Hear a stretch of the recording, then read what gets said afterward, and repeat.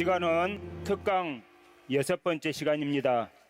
선거관리위원회 서기 육군의 장로님께서 기도 인도하시겠습니다.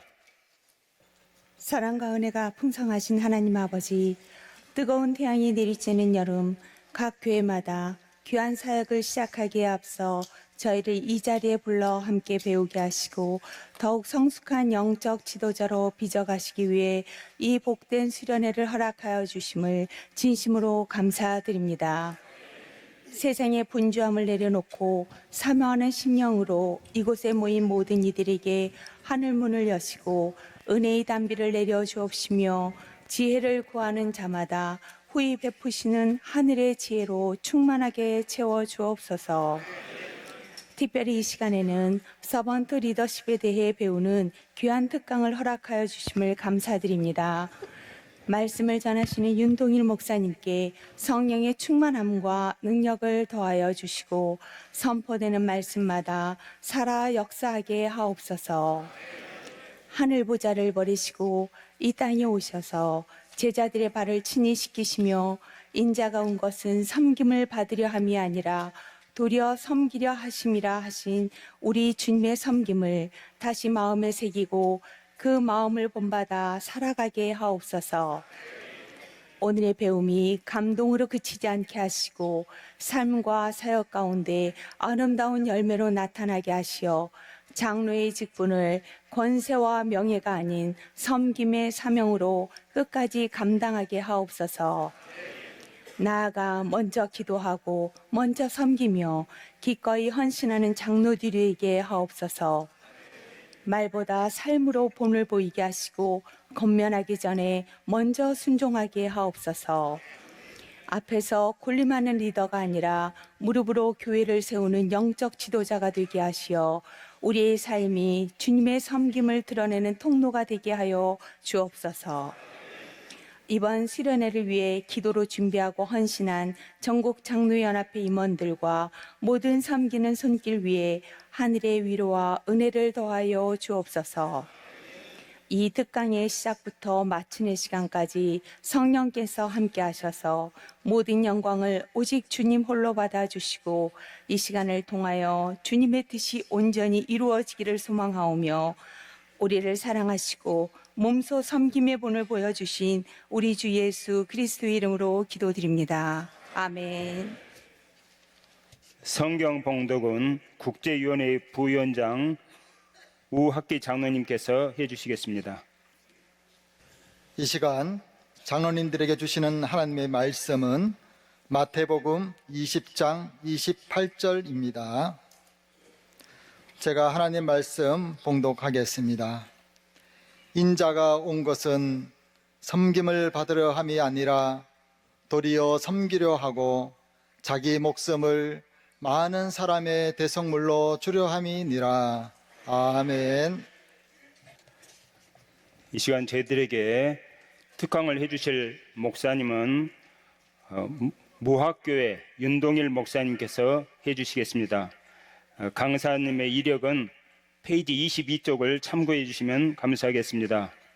이 시간 서번트 리더십이라는 제아의 말씀을 증거하실 때 많은 은혜 받으시기 바랍니다.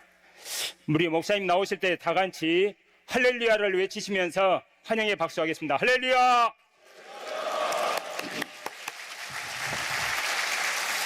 할렐루야. 우리 장로님들 이렇게 많이 모여서 집회하시는 모습을 보니까 한국교회 소망이 있습니다. 또 하나님께서 한국교회를 반드시 부흥시켜 주실 줄로 믿습니다. 옆 사람과 이런 인사를 좀 한번 해보겠습니다. 두씩 짝을 져 보시는데요. 한번 짝을 좀 보시겠습니까?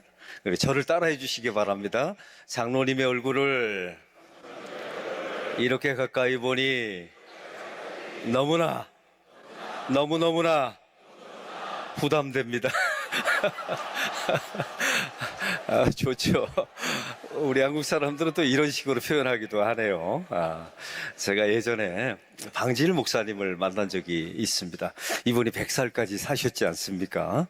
근데 이분이 90세 때까지도 밖에 유임식이라든가 또 임직식 같은 데 설교를 다니셨어요. 그래서 제가 하루는 너무나 부럽기도 하고 궁금하기도 해서, 목사님, 그렇게 연세가 많으신데 이렇게 한국교회 불려다니시는 비결이 뭡니까? 제가 여쭤봤더니 방지일 목사님이 제 기회도 되고 짧게 말씀하셨어요. 설교를 짧게 하면 돼. 그래서 저도 오늘 아주 짧게 컴팩트하게 할 계획입니다. 제가 원고를 다 외워왔으니까 여러분 제 얼굴을 쳐다보시고 중요한 말씀이 있으면 그냥 외우시기를 제가 부탁을 드립니다. 제가 부산에서 담임 목사를 한 11년 하고 안락교회에서 11년 하고 또 서울 무학교회에서 제가 6년째 담임을 하고 있습니다. 근데 처음에는 목회가 쉽지가 않더라고요. 또 목회가 잘 되지도 않고. 그래서 하나님께 기도했습니다. 하나님, 저한테 문제가 뭡니까? 왜 목회는 열심히 하는 것 같은데 안 됩니까? 제가 하나님께 기도했더니 하나님이 응답을 주셨어요. 뭐라고 응답을 주셨는 줄 아십니까? 네가 리더가 되려고 하니까 목회가 안 되는 거다. 헬퍼가 되면 안 되겠냐? 이러시더라고요. 그래서 제 마음을 좀 바꿨습니다. 제가 섬겼던 교회 부족한 점이 있으면 담임 목사인 내가 도와야지. 우리 장로님들 부족한 점이 있으면 제가 도와야지. 아마 하나님께서 이런 마음을 주셨어요. 그랬더니 목회가 되더라고요. 할렐루야. 그래서 하나님은 성경에 보세요. 리더가 되라고 말씀하신 적이 없어요. 항상 헬퍼가 되라고 말씀하시죠. 심지어 성령님께서도 이 땅에 오셨을 때 성령님의 이름이 뭡니까? 보혜사 성령님이세요. 돕는 영이라는 뜻 아닙니까? 제가 오늘 이 강의를 온다고 하니까 교회에다 광고를 했잖아요. 우리 시무장로님 5분이 여기 회원으로 등록하셔서 수련회 2박 3일을 참여하세요. 그런데 저희 교회 오늘 바쁘신 분들인데 오늘 담임 목사가 오늘 강의한다고 7분이 서울에서 오늘 5시간 운전해서 지금 내려왔어요.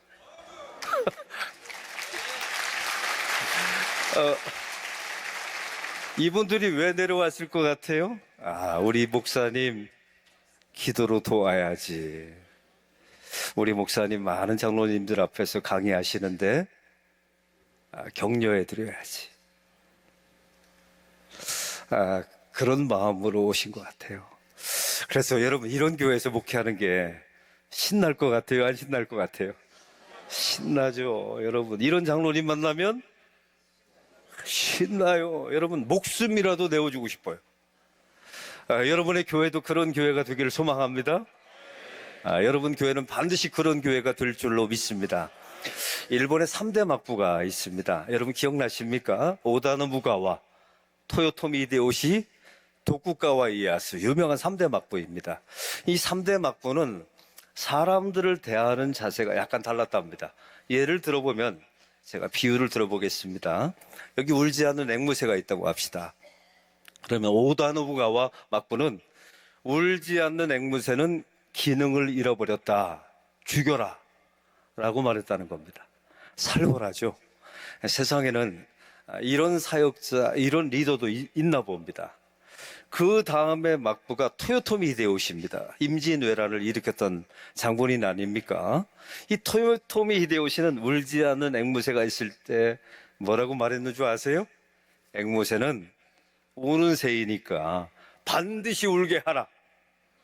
근데 앵무새가 울지 않으니까 부하들이 어떻게 했는 줄 아세요?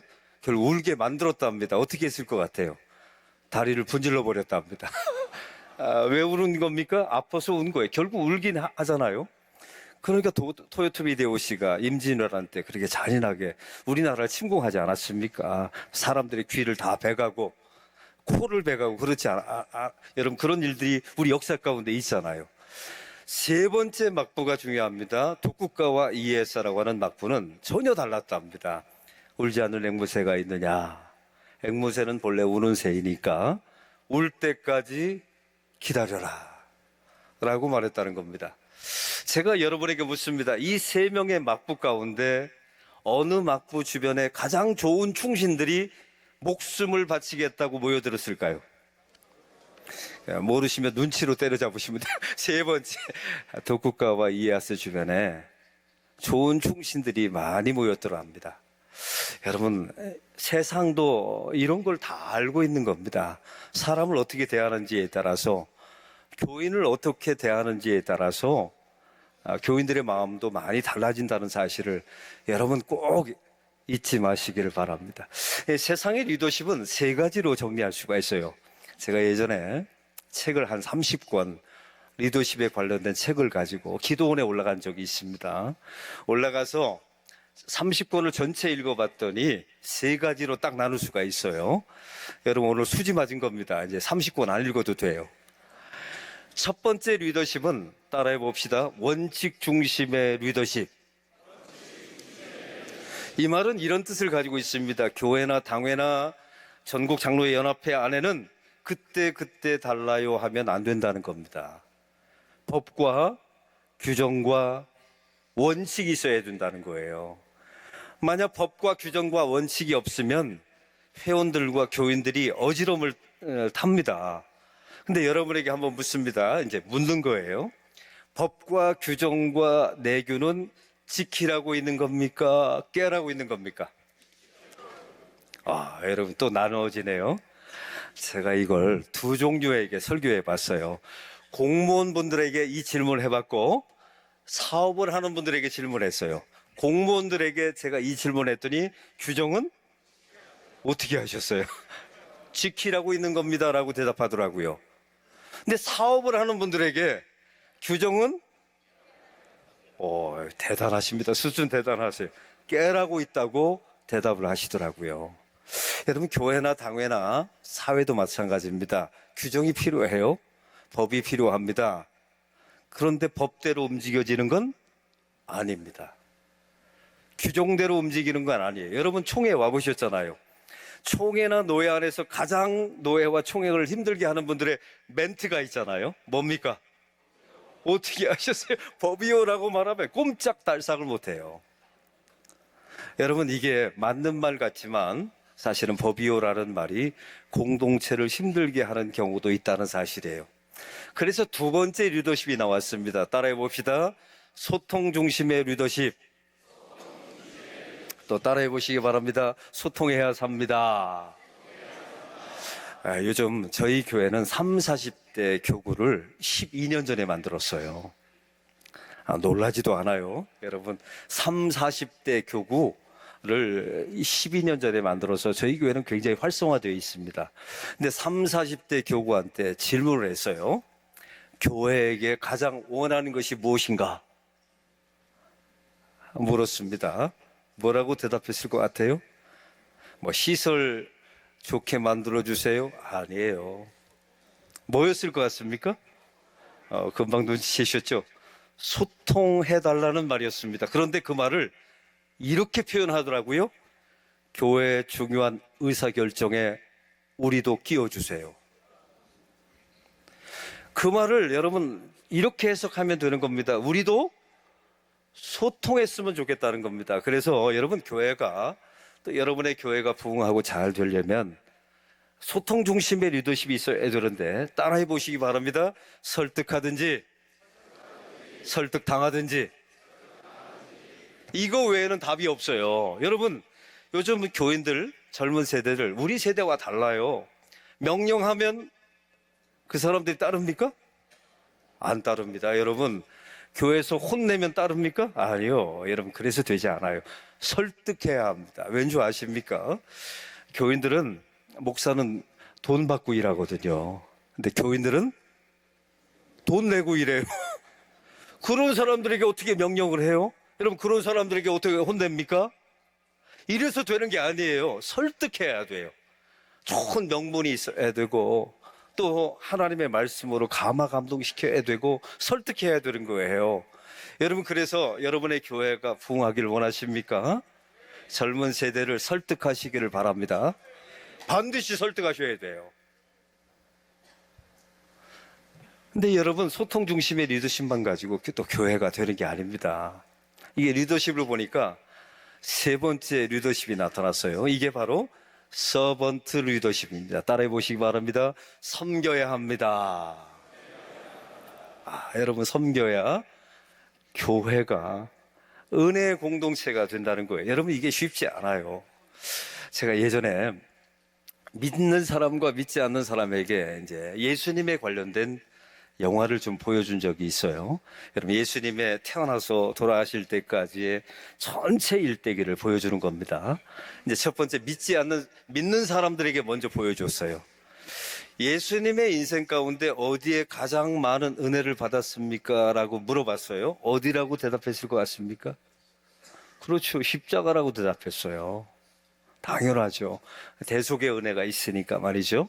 근데 이번에는 똑같은 예수님의 일대기 영화를 믿지 않는 사람에게 보여준 겁니다.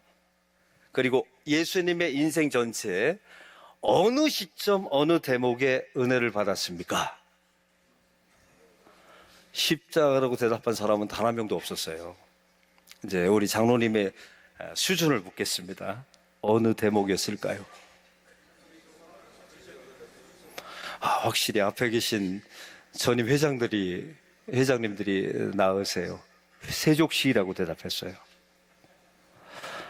스승 되신 예수님께서 허리에 수고를 두르시고 제자들의 발을 씻기신 것, 거기에 가장 많은 감동을 받았대요. 여러분, 여기에 인사이트를 얻으셔야 합니다. 세상 사람들에게 예수 믿어라, 이래서 되는 문제가 아니었던 거예요. 그래서 마음이 열리는 게 아닙니다. 섬기면 마음이 열리게 되고 그 열린 마음 속에 복음이 들어가게 되는 겁니다. 할렐루야. 여러분, 백화점에 가면 시식 코너가 왜 있어요? 따라해 봅시다. 목구멍이 열려야 마음도 열린다. 이게 공짜가 아니었던 거예요. 목구멍이 열려야 마음도 열리는 거예요. 그게 뭡니까? 섬겨야 된다는 말 아닙니까? 제가 얼마 전에 그 마케팅에 관련된 책을 읽어봤어요. 근데 이 좋은 교회, 좋은 기업은 많답니다. 이 4점짜리 이 기업과 교회가 많대요. 제가 보니까 여러분의 교회도 4점짜리는 될 것 같아요. 근데 5점짜리 교회와 기업이 따로 있답니다. 아주 탁월한 교회, 아주 특별한 기업이 따로 있다는 거예요. 근데 그게 1점 차이밖에 안 나잖아요. 그 1점을 어떻게 뛰어넘으면 될 것 같습니까? 감동시켜야 된다는 겁니다. 그럼 어떻게 감동시킬까요? 섬겨야 된다는 거예요. 그러면 여러분이 아마 얼굴에 뵈니까 왜 1점을 뛰어넘어서 섬겨서 감동해야 되느냐? 이유가 있어요. 4점짜리 교회, 좋은 교회는 자기는 다닌답니다. 그런데 남한테는 소개시켜주지 않는데요. 이게 중요해요. 물건도 마찬가지입니다. 이 물건 나는 쓴다는 겁니다. 근데 다른 사람에게 이 물건 좋다고 소문내주지 않는데요. 그런데 섬김을 통해서 감동을 받잖아요. 그러면 그 교회는 1점을 뛰어넘어서 좋은 교회를 뛰어넘어서 탁월한 교회가 된다는 거예요. 그러면 자기도 그 교회를 다니지만 다른 사람에게 그 교회를 소개시켜준다는 겁니다. 1점을 뛰어넘기를 축원합니다. 이게 여러분 쉽지 않아요. 저도 담임 목사를 지금 17년째 하고 있는데 제가 다녔던 교회들이 다 좋은 교회들이었거든요. 그런데 탁월한 교회, 특별한 교회, 이거 되기가 결코 쉽지 않아요. 이건 섬겨야 되기 때문에 그래요. 요즘 슈레패커드나 제너럴 일렉트릭사 이런 회사들이 리더십의 모델로 배우는 인물이 있답니다. 어떤 리더십을 배우는 줄 아세요? 서번트 리더십을 배운다는 거예요. 그런데 그 서번트 리더십의 모델로 삼는 인물이 누구일까요? 예수님이셨어요, 여러분. 우리 예수님이 뜨는 세상이 올 줄 알았어요. 여러분, 예수님의 삶이, 이 섬김의 삶이 목적이셨거든요. 오늘 마태복음 20장 28절에 뭐라고 말합니까? 인자가 온 것은 섬김을 받으려 함이 아니라 도리어 섬기려 하고 자기 목숨을 많은 사람의 대속물로 주려 함이라. 예수님이 이 땅에 오신 목적이 뭐라고요? 섬기러 오셨다 합니다. 목숨을 통해서 섬기러 오셨다는 거예요. 여러분, 예수님께서 오신 목적이 그렇다면 이 땅에 부름받은 우리 장로님들도 섬기는 것이 저와 여러분의 인생의 목적이 되시기를 바랍니다. 제가 아까 말씀드렸잖아요. 우리 교회에 가면 연약한 분들이 참 많이 계십니다. 심지어 어떤 경우에는 담임 목사가 좀 부족한 경우도 있어요. 저 같은 사람. 그런데 우리 장로님들도 저 부족한 목사님, 내가 도와야지. 이런 마음을 가지면요, 목사가 춤을 추면서 목회를 합니다.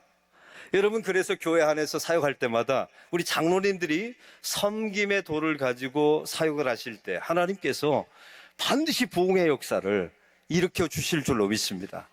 근데 한 가지 문제가 있어요. 여러분, 섬겨야 합니다. 섬깁시다. 이거 모르는 사람이 어디 있어요?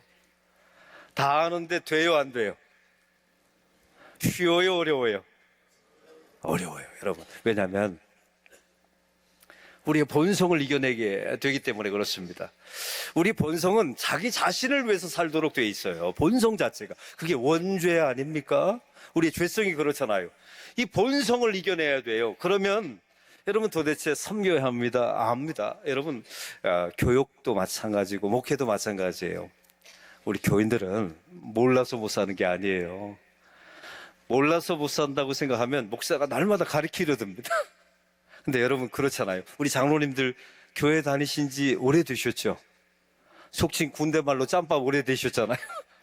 근데 문제가 다 알아요. 근데 안 돼요. 여러분, 왜 안 될까요? 하나님의 말씀 다 압니다. 십계명도 알고 모세오경도 다 알아요. 근데 그 말씀대로 사는데 왜 안 돼요? 몰라서 못 사는 게 아니라 살 힘이 없어서 안 되는 겁니다. 그 살 힘이 뭘까요? 하나님께 받은 섬김과 은혜입니다. 우리 장로님들 교회 안에서 사역을 감당할 때마다 일하기 전에 은혜를 공급받는 저와 여러분이 되기를 바랍니다. 하나님께서 나를 어떻게 섬겨주셨는가 날마다 고민하며 씨름하며 사는 저와 여러분이 꼭 되시기를 바랍니다. 그래야 섬김이 지속될 수 있어요. 또 섬김은 우리 안에 섬김을 만들어내는 공장이 없어요. 그래서 우리는 유통업자입니다. 따라해 봅시다. 나는 거룩한 유통업자입니다. 내가 은혜를 받았잖아요. 그 은혜를 유통하는 것뿐이에요. 우리는 은혜를 만들어내는 공장이 없다니까요. 사랑도 마찬가지입니다. 여러분 안에 사랑을 만들어내는 공장이 있어요, 없어요? 없어요. 여러분, 우리는 없어요. 하나님께 사랑을 받고 은혜를 공급받은 것만큼 우리는 타인을 섬기고 그 은혜를 유통하는 것입니다. 여러분, 그래서 우리 장로님들 사역이 많잖아요. 그 사역을 감당하시려면 일반 평신도보다 은혜를 갑절로 받기를 소망합니다. 하나님의 사랑을 갑절로 경험하기를 소망합니다. 그래야 하나님의 사역이 되는 거예요. 그럼 오늘 성경에 보니까 이게 설교는 아니고 우리 특강이잖아요. 여기서 가장 중요한 하나님이 우리를 어떻게 섬겨주셨는가, 그 말씀이 나와 있습니다. 그 내용은 이렇습니다. 인자가 라는 단어입니다. 한번 따라해 봅시다. 인자가. 이 말의 원뜻은 이렇습니다. 하나님의 아들이 높고 높은 보좌를 버리시고 사람의 몸을 입고 이 땅에 오신 것은, 이런 뜻이에요. 제가 우리 장로님들께 여쭤봅니다. 그냥 구원하시면 되지, 왜 하나님의 아들이 굳이 사람의 몸을 입고 이 땅에 오셔서 십자가에서 죽으십니까? 그냥 너 용서하마, 그러면 되잖아요. 근데 왜 굳이 이렇게 인자가 온 것은 이렇게 어려운 방법을 취하셨을까요? 이유가 있습니다. 우리 하나님은 두 가지 속성이 있어요. 하나는 사랑의 하나님, 또 하나는 공의의 하나님의 속성이 있어요. 모든 인류는 범죄하였습니다. 그래서 성경은 우리에게 뭐라고 말합니까? 죄의 삭은 사망이랍니다. 죽음과 멸망으로 대가를 치러야 된다는 거예요. 여기에 우리 하나님의 딜레마가 있어요. 사랑하기 위해서 지었는데 죄로 인해서 다 멸망하게 돼 있잖아요. 그런데 하나님은 이럴 수 없는 겁니다. 내가 너를 징벌하마 죽어라 라고 말하면 공의의 하나님은 만족되지만 사랑의 하나님이 거짓말이 되잖아요. 내가 무조건 용서하마 라고 말하면 사랑의 하나님은 만족되지만 공의의 하나님은 거짓말이 되잖아요. 하나님의 사랑과 공의를 만족하면서 저와 여러분을 살릴 수 있는 방법은 딱 한 가지밖에 없었습니다. 무엇입니까?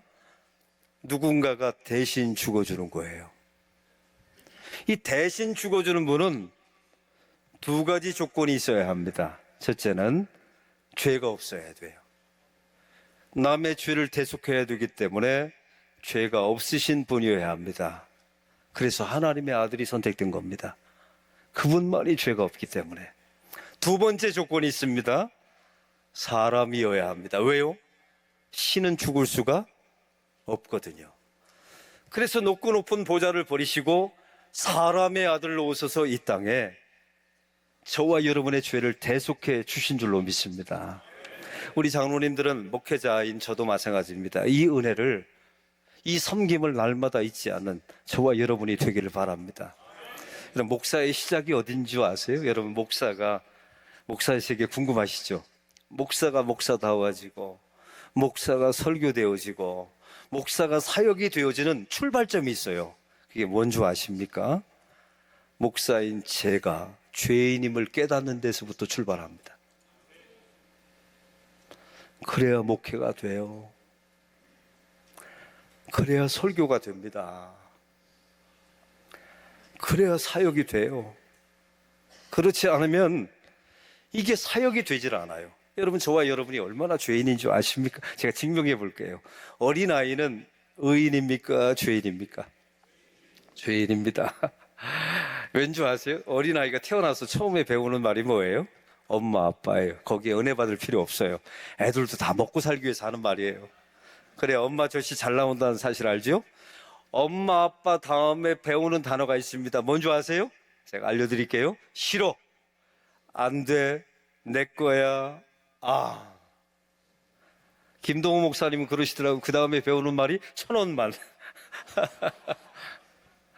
이게 죄인입니다. 인간이에요. 만약 어린아이가 태어났는데 이 말을 했다고 합시다. 오늘 아름다운 밤이에요. 저 오늘 사랑하고 싶어요. 당신을 섬길게요. 이런 아이가 있다면 무슨 과 치료를 받아야 돼요? 정신과 치료를 받아야 합니다. 얘는 인간이 아니에요. 이게 사람의 실존이에요. 또 한 가지 제가 여러분에게 묻습니다. 오늘 이 전국 장로회 수련회 나도 모르게 저절로 왔다, 이런 분이 있으면 손 들어보시고, 아니면 결심해서 왔다. 어느 쪽입니까? 우리 확실히 장로님들 솔직해서 좋아요. 이 좋은 수련회, 여기서 이렇게 생명의 말씀이 선포되고, 여러분 전국 좋은 목사님들 오셔서 강사하시고 전국 동역자들이 모이는 이 좋은 모임에는 결심해야 와요. 근데 죄 짓는 자리는 자기도 모르게 가잖아요. 이게 저와 여러분의 모습입니다. 또 제가 여러분에게 한번 물어보겠습니다. 의로운 일은 아무리 해도 중독이 안 돼요. 근데 죄 짓는 일은 한 번만 해도 중독이 됩니다. 여러분 가운데 나 11조 중독 걸렸다. 별로 없어요. 나 금요초다 중독 걸렸다. 별로 없어요. 근데 이상하잖아요. 죄 짓는 일, 술 먹고 또한 마약하고 성 문제, 도박의 문제는 한 번만 해도 중독이 됩니다. 이게 저와 여러분의 문제예요. 여러분, 저와 여러분이 죄 안 짓는 방법은 딱 한 가지밖에 없습니다. 뭘까요?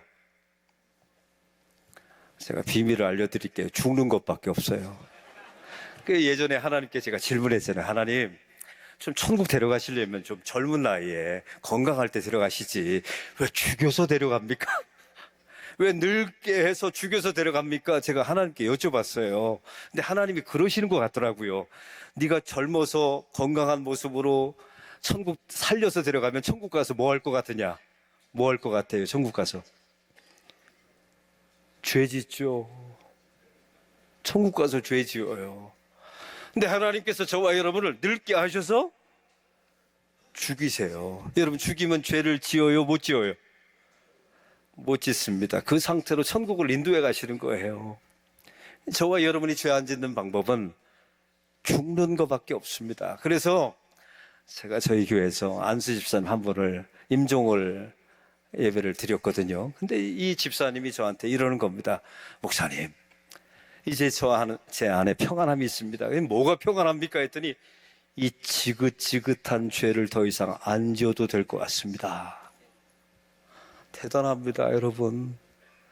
여러분의 장로님의 사역은, 목사의 사역은 내가 죄인임을 알고 고백하는 데서부터 출발합니다. 왠 줄 아세요? 그래야 인자라는 말이 여러분 안에 감동이 되기 때문에 그래요. 이게 최고의 섬김이다. 또 한 가지 인자라는 말은요, 저와 여러분과 예수님이 같아지셨다는 말입니다. 한번 따라해 봅시다. 예수님이 나와 같아지셨습니다. 우리 예수님은 사람이 돼 보셨어요. 우리의 질병을 아십니다. 예수님은 죽어보기까지 하셨어요. 그래서 저와 여러분의 사역의 고통, 하나님의 일을 하다가 억울한 점, 또 여러분 그런 적이 많잖아요. 하나님의 일을 하다 누명 쓸 때도 있고, 그때마다 예수님을 생각하시기를 바랍니다. 예수님께서 말씀하십니다. 나도 그래 봤다고 예수님께서 말씀하세요. 우리 장로님 특별히 제가 부탁을 드립니다. 이런 인자가 온 것은 은혜를 경험한 사람은 누가 시키지 않아도 다른 사람을 섬깁니다. 여러분, 저는 우리 교회 장로님들이 많으신데 장로님들을 향한 제 꿈이 하나 있어요. 뭔지 아십니까? 우리 장로님들 훈련 잘 시켜서 귀한 일꾼 세워야지. 아니요. 우리 장로님들을 온 교인들에게 존경받게 해드려야지. 남의 교회 일이라고 별로 감동이 없어요. 이게 담임 목사의 소망이에요. 온 교인들에게 정말 존경받는 장로님으로 어떻게든 만들어 드리고 싶어요. 그래서 영적인 비밀을 제가 자주 이야기합니다. 교인들에게 존경받는 방법, 예수 잘 믿으시면 되고요. 교인들을 잘 섬기시면 됩니다. 할렐루야. 저희 교회가 코로나 기간 동안에 3년 동안 식당을 쉬었어요. 여러분의 교회도 그러셨죠? 여러분, 매주일마다 저희 교회 한 1,700명, 1,600명이 밥을 먹습니다. 식사를 하는데 그걸 3년 동안 못 먹다가 코로나 끝났잖아요. 그래서 오픈을 한 거예요. 온 교인들이 기대하면서 교회 밥 먹으러 가자. 왜요? 여러분, 식구라는 것은 교회에서 같이 밥 먹는 사람들이거든요. 이게 여러분 성찬식이 따로 없는 겁니다. 교회 안에 가시면 장로님들 반드시 식사하고 가셔야 돼요. 이게 만찬, 성만찬이기 때문에 그래요. 근데 문제가 한 가지 생겼어요. 3년 동안 놀다 보니까 너무 놀아가지고 자원봉사자들이 할 사람이 없어요. 그래서 어느 교회는 외주를 주기도 하고 어느 교회는 다 유급지로 바꾸다 보니까 교회 예산이 이걸 감당할 수가 없잖아요. 또 은혜도 좀 안 되고. 그래서 하나님께 기도했습니다. 하나님, 3년 동안 놀다 보니까 교인들이 일하기 싫답니다. 이 문제 도대체 어떻게 하면 좋겠습니까? 지금 1,000원 받고 있는데 외주를 주면 6,000원 받아야 합니다. 그럼 교인들이 고통스러워할 텐데 이 봉사자 어떻게 하면 좋겠습니까? 제가 하나님께 기도했더니 우리 하나님은 참 놀라워요. 금방 응답하세요. 뭐라고 응답했는 줄 아세요? 네가 해라. 그래가지고 제가 교인들에 대해 공포했잖아요. 담임 목사 매월 첫째 주에 주방에 들어가서 바쁘고 반찬 나누고 설거지 교육자들이 하겠습니다. 해서 여러분 저희 교회는 매월 첫째 주에 교육자들이 해요.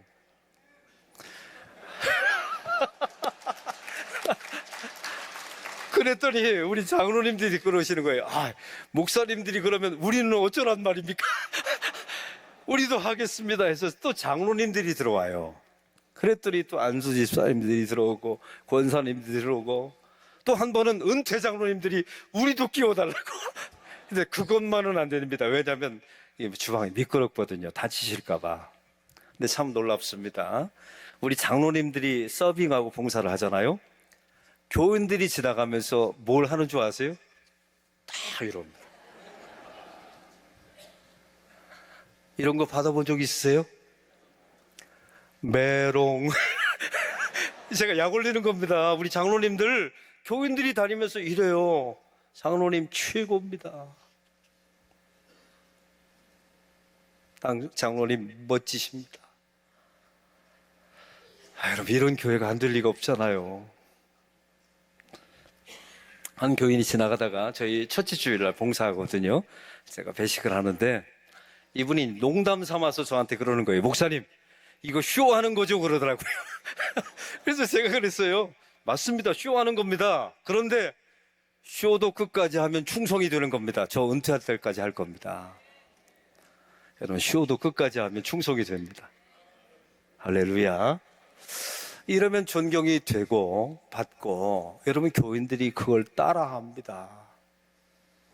여러분에게 묻습니다. 담임 목사가, 대형교회 담임 목사가 주방에 가서 봉사하면 격이 떨어집니까? 올라갑니까? 이러면 된 거예요. 우리 장로님들 최고. 올라가요. 여러분, 격이 떨어지는 게 아니에요. 왜요? 예수님도 그렇게 하셨잖아요. 인자가 온 것은 섬김을 받으려 함이 아니라 섬기려 하고 자기 목숨까지도 많은 사람의 대속물로 주려 함이라. 우리 예수님 멋지시죠? 목숨을 걸만하죠? 여러분, 그런 겁니다. 여러분, 교회도 마찬가지예요. 제가 교인들 보면요, 제가 새벽 기도에 참 재미난 걸 발견했어요. 여러분, 우리가 누군가를 섬기면 하나님이 가만 계시지 않습니다. 그 섬긴 사람을 축복하게 돼 있어요. 저는 한 가지 영적인 원리를 알고 있습니다. 따라해 보시기 바랍니다. 구원은 하나님 하시기 나름이지만 축복은 저 하기 나름입니다. 알아서 하세요. 알아서. 축복을 받을 일을 해야 하나님이 축복하시죠. 구원은 하나님 하시기 나름이에요. 근데 교인들 새벽 예배 보면요, 이런 교회들이 있어요. 자기 머리에다 셀프 안수하면서 하나님 저 복 주세요. 저 같은 사람이 복 받아야 합니다. 복 받을 짓은 하나도 안 하면서 이런 일 기도를 하는 성도들이 있어요. 그럼 제가 뒤에 앉았다가 하나님께 이렇게 기도합니다. 하나님, 그러시면 안 됩니다. 하나님, 절대 그러시면 안 됩니다. 왜? 그러면 세상이 안 좋아져요. 자기가 가지고 있는 물질, 건강, 직분을 가지고 다른 사람을 섬기면 그 섬김을 받은 사람들이 갚을 길이 없잖아요. 그래서 하늘을 향해서 하나님, 저 사람에게 복을 주세요 라고 말해야 하나님이 복 주시잖아요. 여러분, 하나님 입장에서 한번 생각해 보세요. 돈을 줬더니, 직분 줬더니 자기 자신만을 위해서 사용하는 사람에게 그 다음번에 돈 줄까요, 안 줄까요? 대답 좀 한번 해보세요. 여러분, 하나님 입장에서 한번 생각해 보세요. 줄까요, 안 줄까요? 안 주죠. 안 줘요. 근데 이 사람한테 돈만 주면 다른 사람에게 나눠 쓰네요. 직분을 줬더니 다른 사람에게 섬겨요. 그럼 그 가문에 여러분 자손이 또 장로가 되는, 장로님이 되는 놀라운 축복이 있을까요, 없을까요? 당연히 주시죠. 여러분, 그래서 제가 여러분에게 도전합니다. 여러분, 누군가를 섬기는 거는 공짜가 아니었던 거예요. 여러분, 저희 아버지도 목사고 저도 목사고 제 아들도 목사예요. 여러분, 3대 목사입니다. 이게 꼭 박수 받을 만한 일은 아닌데요, 제가 한 가지 확신이 있어요. 이런 목회를 하다 보니까 교인들을 관찰하잖아요. 어떤 교인이 복을 받나. 이게 처음에는 가난하고 처음에는 불쌍하지만 어떤 교인들이 하나님의 복을 받나 봤더니요, 가난하지만 누군가를 섬기고 나누는 사람, 이런 사람은 1대, 2대, 3대가 지나면, 저희 가문이 벌써 아들 때까지 목사하니까 거의 7, 80년을 교인들을 쳐다봤을 거 아닙니까? 근데 그 가난했던 집안이 누군가를 섬기고 자기의 건강과 은사와 물질을 가지고 없지만 섬겨요. 근데 나중에 보니까 그 집안이 정말 하나님께서 복을 주시더라고요. 여러분, 제가 한번 여쭤볼게요. 여러분 주변에 인색한 사람 있잖아요. 누군가 생각나잖아요. 그 사람 주변에 가고 싶어요, 안 가고 싶어요? 여러분, 똑같잖아요. 여러분이 안 가면 그 사람의 주변에는 좋은 사람이 없어지는 겁니다. 다 이용해 먹는 사람만 생겨요. 이렇게 1대, 2대, 3대만 지나가면 그 가문은 망하는 겁니다. 근데 여러분이 섬기잖아요. 누군가를 도와요. 그럼 하나님도 복을 주시고 여러분 주변에 하나님께서 좋은 사람들을 붙여주십니다. 그리고 여러분, 그 가문이 기도를 받게 돼요. 그 가문이 그래서 하나님의 축복을 받게 되는 겁니다. 제가 미국에서 잠시 있을 때가 있었어요. 근데 제가 마침 섬김의 도라고 하는 책을 읽고 있었거든요. 그래서 섬기고 싶은 마음이 막 생기더라고요. 근데 미국 공원을 갔더니 거지분들이 쭉 있는데 한국 거지와 미국 거지분들의 다른 점이 하나 있어요. 한국 거지분들은 쳐다보면 웁니다. 그래야 돈이 나오니까. 근데 미국 거지분들은 쳐다보면 웃어요. 왠 줄 아세요? 이분들은 히피이기 때문에 그래요. 자원한 거지이기 때문에 그래요. 근데 제가 마침 섬김의 도라고 하는 책을 읽고 있어서 $10짜리를 여러 개 가지고 준비했어요. 되지도 않는 영어를 가지고 이거 햄버거 사서 드세요 라고 $10를 쭉 나눠줬어요. 근데 미국 거지분들, 이게 아주 독특한 반응을 보이는 겁니다. 이걸 자신감 있게 받아요. 아주 당당하게 받습니다. 그리고 나서 손을 올리더라고요. 그러면서 이러는 겁니다. God bless you. 저는 목사만 축도하는 줄 알았더니 거지가 축도를 하더라고요. God bless you. 제가 뭐라고 대답했을 것 같아요? Amen. 여러분 기가 막힌 선박자 아니에요? 저는 제가 가지고 있는 돈을 가지고 섬겼어요. 이 사람은 갚을 길이 없잖아요. 저 한국 사람, 동양 사람이 주니까. 그러니까 하나님께 이러는 겁니다. 하나님, 저는 갚을 길이 없습니다. 하나님이 저 사람을 복 주십시오. 이런 기도 하나님이 들을까요, 안 들을까요? 당연히 듣죠. 왜요? 그래야 세상이 좋아지잖아요. 제가 오늘 짧게 한다고 그랬잖아요. 이제 정리를 합니다. 여러분, 교회 안에서 장로님은 특별한 직분입니다. 이거 제가 보니까 장로님은 아무 가문에나 세우는 게 아니에요. 하나님께서 주시는 놀라운 축복이며 영광입니다. 할렐루야. 저는 제 아들이 하나가 본래 처음에 목사를 안 한다고 하더라고요. 그럼 제가 뭐라고 말했을까요? 너 목사 안 하려면 장로님 해야 된다. 하나님이 기대가 크고 축복이 커요. 근데 제가 여러분에게 한번 도전합니다. 이 장로님이 되셔서 교회를 섬기고 목회자를 잘 섬기면 여러분의 가문 속에 하나님이 주시는 놀라운 은총이 끊이지 않게 될 것입니다. 그럼 어떻게 섬기면 되느냐? 제가 간단하게 두 가지 적용을 가르쳐 드릴게요. 누군가 목회자든 동료이든 사역자이든 그 사람의 좋은 점을 보시기를 바랍니다. 그게 섬기는 거예요.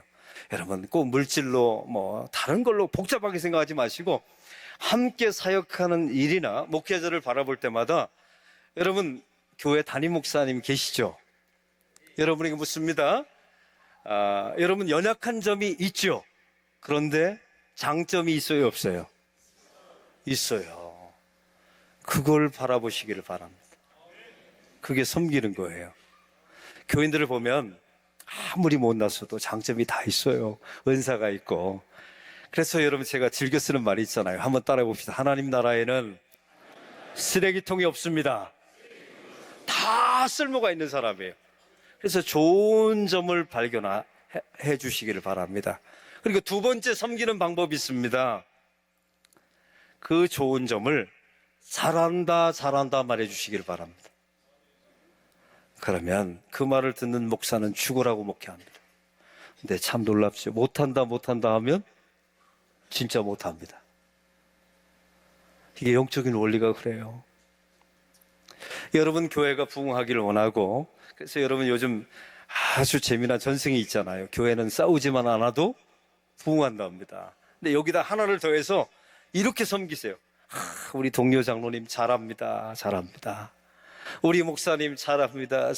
우리 집사님, 안수 집사님 잘합니다. 말이 안 되면 여기 경상도 분들 계시잖아요. 그냥 이거라도 하세요. 한번 연습해 봅시다. 옆 사람과 최고입니다.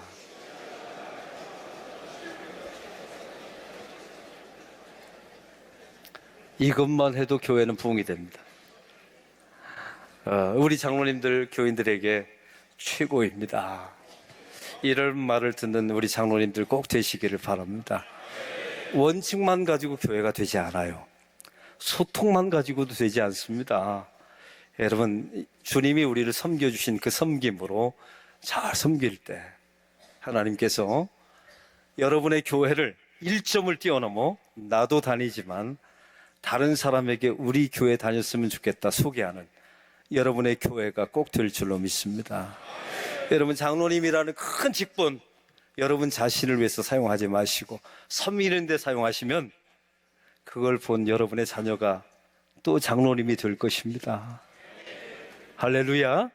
그런 축복이 임하기를 축원합니다. 자, 기도하겠습니다. 하나님 아버지, 전국의 장로님들이 이 바쁜 시간에 모였습니다. 하나님, 예수님께서 이 땅에 섬기러 오셨다 말씀하십니다. 하나님, 저희도 주님 따라해서 섬김의 유통자가 될 수 있도록 은총을 베풀어 주시옵소서. 한국교회가 어렵다고 합니다. 하나님, 그러나 우리 사역자들 안에, 특별히 교인들 안에 좋은 점을 발견하게 하시고 좋게 보게 하시고 또 잘한다 칭찬하게 하시고 섬기는 주의 종들이 되게 하여 주시옵소서. 예수 그리스도의 이름으로 기도하옵나이다. 아멘.